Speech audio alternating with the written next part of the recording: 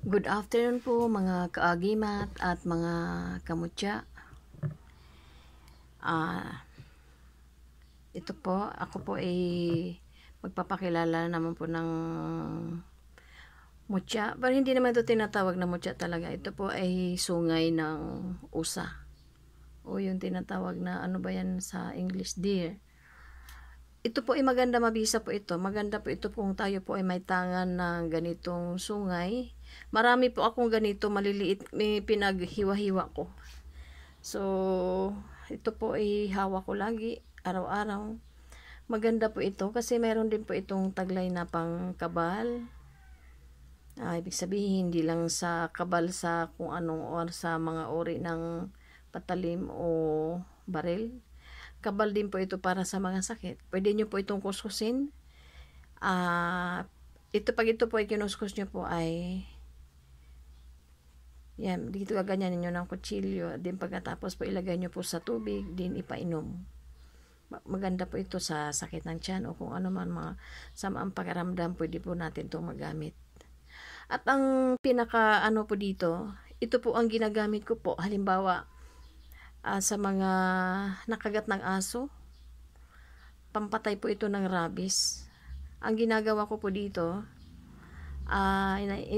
dinadaran ko po siya sa apoy o iniinit ko muna po siya.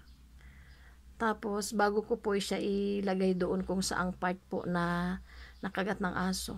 So sisipsipin niya po yung rabies. So pang ano lang po siya, hindi naman totally, hindi ko naman po inire-recommend na gumamit nito. Siyempre, pang first aid po, pwede po natin ito magamit muna. O pang lang, bago dalhin sa hospital o sa paanuhan ng anti-rabies na injection.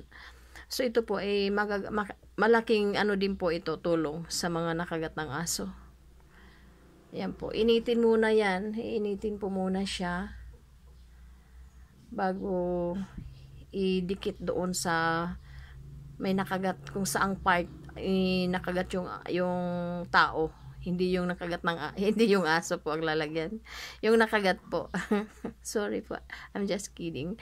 Ito po, itapa lang po doon sa nakagat, halimbawa doon sa, kung halimbawa sa legs, doon mo idikit mo yan doon, pero initin mo muna po po sa mainit, o halimbawa sa kalan or somewhere na mayroong mainit o sa apoy, mainitan nyo muna siya bago nyo po siya itapal doon sa nakagat ng aso.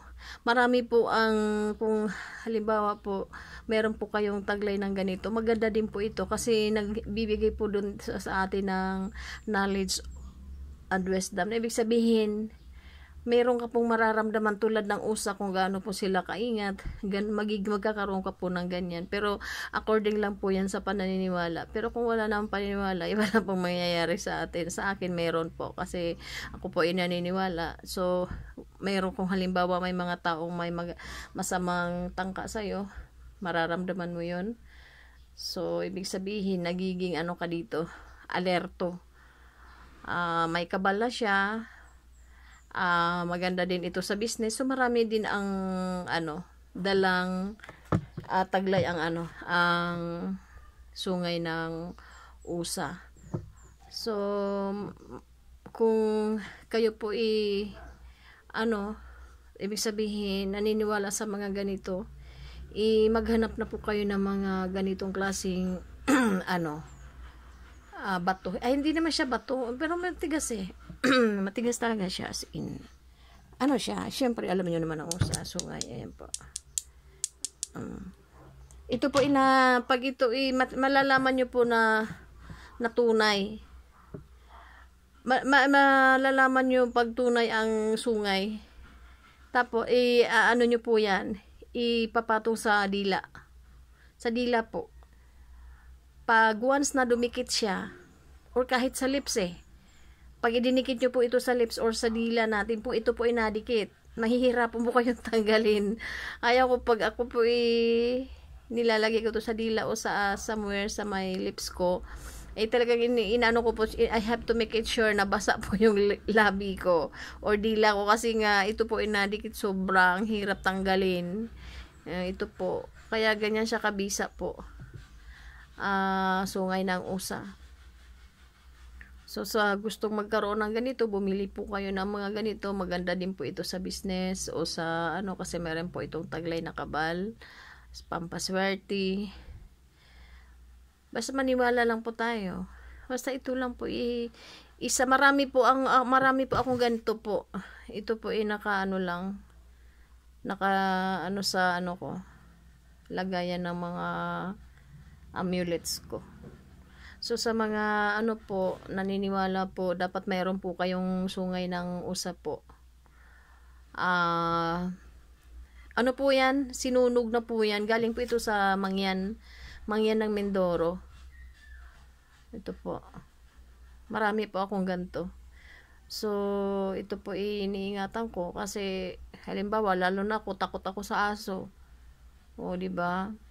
At least yung aso hindi niya ako matatablan. Ganun lang po 'yan. Basta ito po, maganda po ito, sungay ng usa. Kailangan dapat meron tayong mga ganito pang first aid lang po sa mga naniniwala. Okay po, thank you so much po sa nanood, and God bless us all.